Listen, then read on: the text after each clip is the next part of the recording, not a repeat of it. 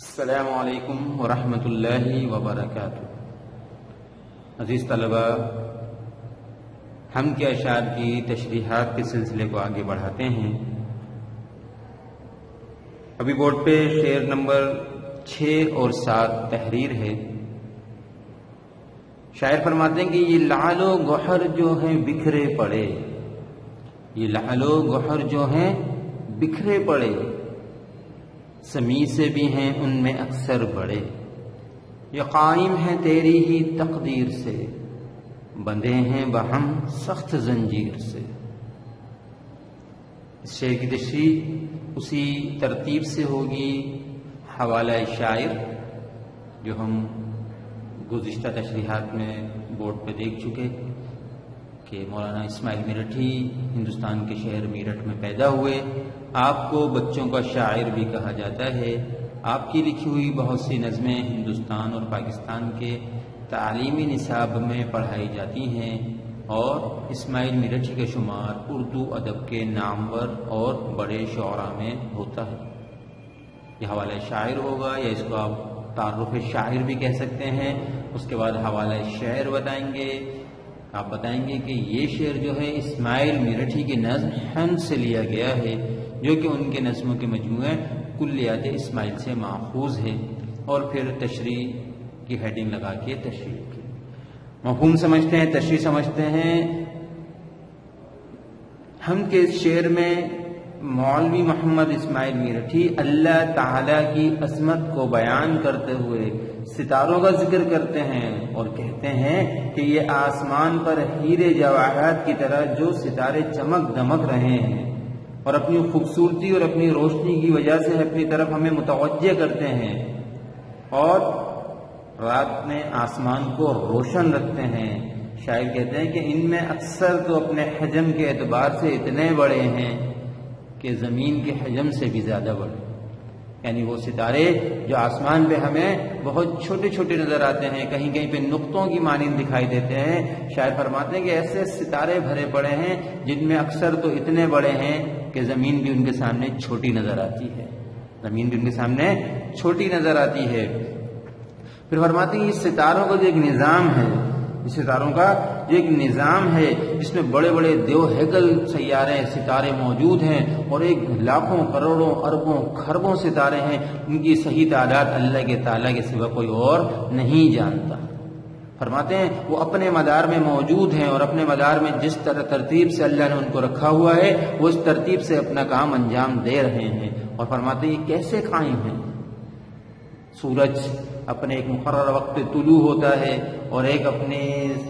مغرب کی جانب اپنا سفر جاری رکھتا ہے، اور ایک وقت پہ جا کے غروب ہو جاتا ہے۔ اس طرح چاند اپنی منزل کی جانب رواں دواں رہتا ہے، چاند بڑھتا ایک دن مکمل چاند بن جاتا ہے، اور کبھی وہ گھٹتے بالکل باریک کھجور کی شاخ کی طرح رہ جاتا ہے، اور اپنے مدار میں ہر چیز ایک بہترین طریقے سے کام انجام دے رہی ہے۔ اور جب سے اللہ تعالیٰ نے یہ دنیا بنائی، جب سے یہ نظام چل رہا ہے، اور جب تک اللہ تعالیٰ قیامت قائم نہیں کر دیتا یہ نظام اسی طرح چلتا رہے گا۔ تو فرماتے ہیں جو قائم ہے، یعنی یہ جو ان کا ایک نظام چل رہا ہے، یہ اللہ کی قدرت سے ہے، اللہ کی تقدیر سے۔ اللہ نے اس کو اپنے ایک حکم سے مقرر کیا ہوا ہے۔ اللہ جس دن اس کو ختم کرنے کا ارادہ فرمائے گا یہ سب ختم ہو جائے گا، لیکن جب تک اللہ تعالیٰ نے اس کا ارادہ نہیں فرمایا یہ نظام ایسے ہی چلے گا۔ شاعر فرماتے ہیں کہ کس طرح ایک دوسرے کے ساتھ بندھے ہوئے ستارے ایک دوسرے کے گرد گھوم رہے ہیں، اپنے مدار میں گھوم رہے ہیں، یہ ایک سخت زنجیر سے اللہ تعالیٰ ان کو باندھا ہوا ہے۔ سائنس سے کہتی ہے کہ وہ ایک کشش ہے جس کی وجہ سے وہ ستارے ایک جگہ اپنے موجود رہتے ہیں اور اپنی جگہوں کو نہیں چھوڑتے اور اپنے مدار میں رہتے ہیں، لیکن اصل تو کیا ہے کہ اللہ کا حکم ہے، اصل تو وہ حکم ہے اللہ کا جو ان کو اپنی جگہ سے ہلنے نہیں دیتا۔ جب اللہ تعالیٰ حکم دے گا تو یہ سارے ستارے سیارے زمین و آسمان سب ختم ہو جائیں گے۔ تو پھر ہمیں اس طرف متوجہ کرتے ہیں شاعر کہ ہم اللہ تعالیٰ کی عظمت کو سمجھیں، اس کی طاقت کو سمجھیں، اس کے بڑے پن کو سمجھیں، اور اس کی قدرت کو سمجھیں، وہ کتنا قدرت والا ہے۔ اس نظام کو سامنے رکھ کے ذرا غور تو کریں، اس نظام کے سامنے رکھ کے ذرا غور تو کریں کہ اتنا بڑا اور اتنا طاقتور نظام اللہ تعالیٰ نے جو بنایا ہوا ہے، وہ اللہ تعالیٰ خود کتنی طاقت والا ہوگا۔ اللہ تعالیٰ کی طاقت کو سمجھیں، اللہ تعالیٰ کی عظمت کو سمجھیں اور اس کے بقدر اللہ تعالیٰ سے اپنے آپ کو سامنے رکھے، عاجزی کریں کہ اللہ تیری ذات کتنی بلند و بالا ہے اور میں کتنا حقیر ہوں، اور یہ سارے سامنے صورتحال رکھ کے اللہ تعالیٰ کی زیادہ سے زیادہ عبادت اور اطاعت کی جائے۔ یہ شعر چھٹا اور ساتواں تھا جس کی تشریح ہم نے سمجھی۔ اب ہم آخری دو اشعار کی تشریح بھی سمجھتے ہیں۔ اس نظم کے آخری دو اشعار بورڈ پہ تحریر ہیں۔ پچھلے گزشتہ شعر نمبر 7 میں جس طرح شاعر نے تذکرہ کیا تھا ستاروں کا، سیاروں کا، کہ یہ قائم ہے تیری ہی تقدیر سے، بندے ہیں بہم سخت زنجیر سے، اسی سلسلے کو آگے بڑھاتے ہوئے شاعر مزید کہتے ہیں وہ زنجیر کیا ہے کشش باہمی، وہ زنجیر کیا ہے کشش باہمی، نہ اس میں خلل ہو نہ بیشی کمی، ہے ان سب کا آئین ایجاد ایک، ہنر ایک اور استاد ایک۔ شاعر فرماتے ہیں کہ یہ جو ایک نظام بنایا ستاروں اور سیاروں کا، جو ستارے ایک ساتھ، فرمائیں کہ یہ ایک کشش ہے جس کو ہم کشش باہمی کہتے ہیں، وہ کشش ثقل کہتے ہیں،